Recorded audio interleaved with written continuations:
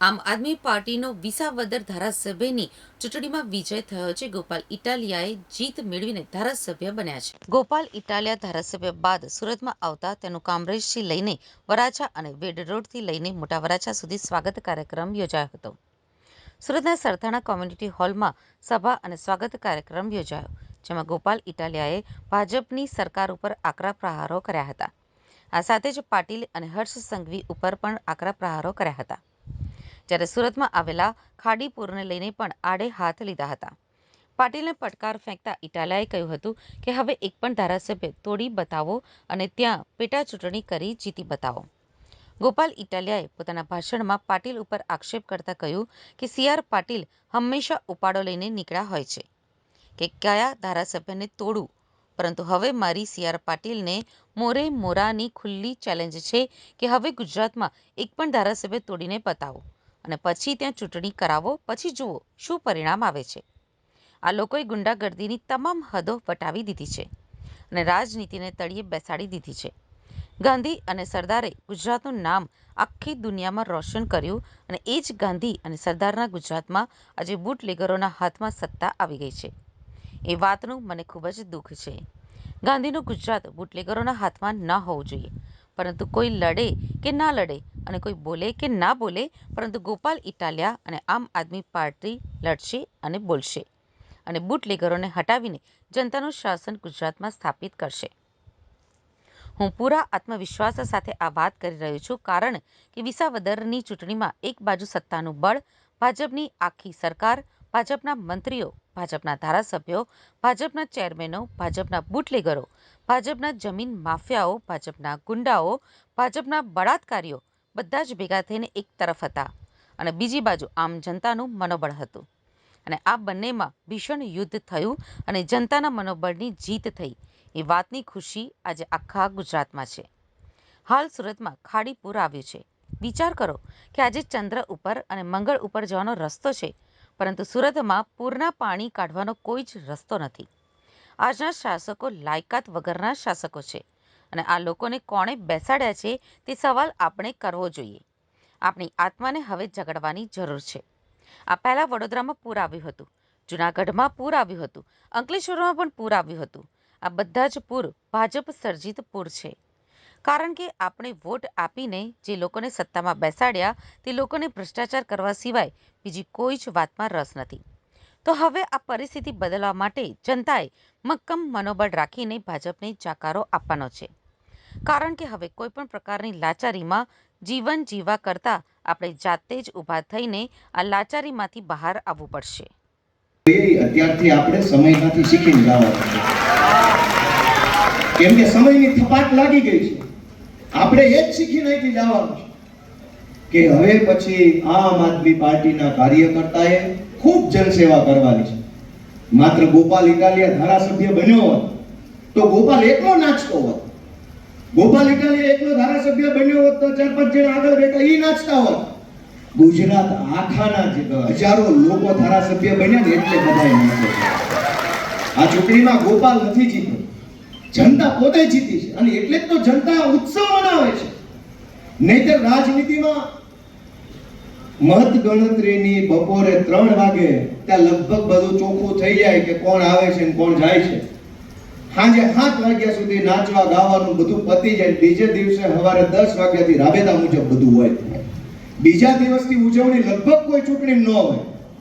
આ ગુજરાતના ઇતિહાસની મેં મારી જિંદગીમાં જોયેલી પહેલી ચૂંટણી છે કે એક અઠવાડિયું થવા આવ્યું તો કોટો ઉતરતો નથી.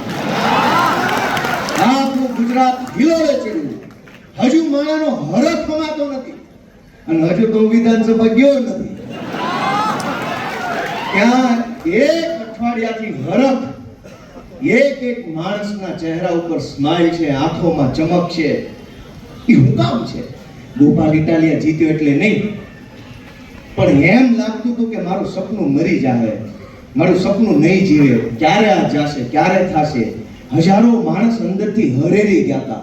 હજારો માણસને એક પ્રકારનો આમ થડકો લાગી ગયેલો, ભાવ નહીં થાય કાંઈ. માણસ કંટાળીને ઘરે બેસી ગયેલો અને એમાં વિસાવદર વાળાએ આમ આદમી પાર્ટીના ખોડે એક કોડિયું પ્રગટાવ્યું ને એક જ્યોત ઝળકીને એ વાતનો રાજીપો બધાના ચહેરા. અને હજી તો એક કોડિયું હળગાવ્યું, એક નાનો ટમટમિયો દીવો વિસાવદર વાળાએ કર્યો. પણ એ દીવાનું અજવાળું ગુજરાતના ખૂણે ખૂણે સુધી પહોંચ્યું છે દોસ્તો. કેટલાય વર્ષોથી આપણે વાટ જોતા હતા કે ક્યારે થશે, કેમ થશે, કોણ કરશે. ગુજરાતની જનતાએ ઘણા અખતરા કર્યા પણ ફેલ ગયા અને હરેરી ગયા હતા. ખાલી ભાજપથી નહોતા થાક્યા, સામે જેમાં અખતરા કરતા ને એનામાંય થાક્યા હતા. ભાજપને તો ગુજરાત હરાવવા માંગતું હતું. અનેક એવા નેતાઓ આવ્યા, તાકાતથી આમ કરીને ઊભા રહ્યા, ગામને એમ થયું આ હશે. જેવો દાવ લગાવ્યો તો ઘોડો પાણીમાં. કેટલાય એવા પાણીમાં બેહી ગયા જે ગુજરાતની જનતાને આંબલી બતાવતા હતા, ક્રાંતિ કરી નાખું, ભગતસિંહનો ચેલો છું, ચેલી છું ને એવું કરતા. કયા ગોડાઉનમાં ભાજપે પૂર્યા કોઈને ખબર નથી. લોકો ભાજપથી તો થાક્યા હતા, આવા ગદ્દારોથી પણ થાકી ગયા હતા. બે બાજુનો થાક હતો અને આ થાક ઉતર્યો ને એની ખુશી આખા ગુજરાતમાં છે. હવે થાક ઉતર્યો.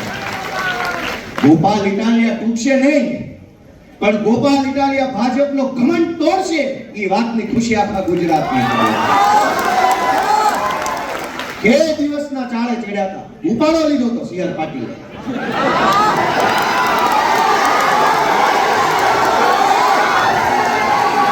સી આર પાટીલે ગુજરાત આખામાં ઉપાડો લીધો કે ધારું એને તોડું, ધારું એને પક્ષ પલટો કરાવું, ધારું એને જેલમાં પૂરું.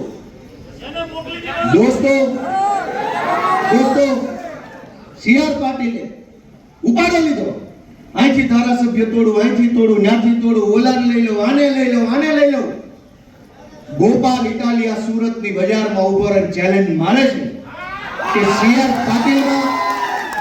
પાટીલમાં દમ હોય તો હવે પછી ગુજરાતનો એક કઈ ધારાસભ્ય તોડીને ખાલી ચૂંટણી કરી બતાવે. હું જોઉં છું કોણ છે. હવે પક્ષપલટો કરાવે અને ચૂંટણી લાવે, પેટા ચૂંટણી ગુજરાતની ગમે સીટ ઉપર. સી આર પાટીલ સામે મોરે મોરો નો મારી દો. દોસ્તો ગુંડાગીરીની હદ વટાવી, પાટીલના કાળમાં. દોસ્તો રાજનીતિને ખાડે લઈ જવાનું, તળિયે લઈ જવાનું કામ આ સુરતની ટોળકીએ કર્યું. દોસ્તો મને એ વાતનું એટલું બધું દુઃખ છે, એટલું બધું દુઃખ છે એ વાતનું કે આમ ન હોય. આ ગુજરાત સરદાર પટેલ, મહાત્મા ગાંધી જેવા પુરુષોનું ગુજરાત છે, જેણે આખી દુનિયાને દિશા બતાવી. ગાંધીજીએ સત્યાગ્રહનો, અહિંસાનો, લોકશાહીની લડત લડવાનો રસ્તો આખી દુનિયાને બતાવ્યો. એ ગાંધી આપણા ગુજરાતના.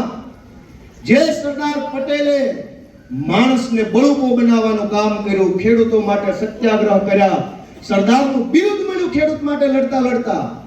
ઈ ગાંધી અને ઈ સરદારના ગુજરાતમાં બુટલેગરોના હાથમાં સરકાર આવી, એ વાત ખટકે છે મને. ઈ વાત ખટકે છે કે ગાંધીનું ગુજરાત બુટલેગરના હાથમાં ન હોવું જોઈએ ભાઈ સાહેબ. અને અમે હાથ ઉપર હાથ રાખીને નિરાશ થઈને બેસી રહેવા વાળા માણસો નથી. અમે સંકલ્પ કર્યો કે કોઈ બોલે કે કોઈ ન બોલે, કોઈ લડે કે કોઈ ન લડે, કોઈને ફરક પડે કે ન પડે, ગોપાલ ઇટાલિયા, આમ આદમી પાર્ટી લડશે, બોલશે, અવાજ ઉઠાવશે ને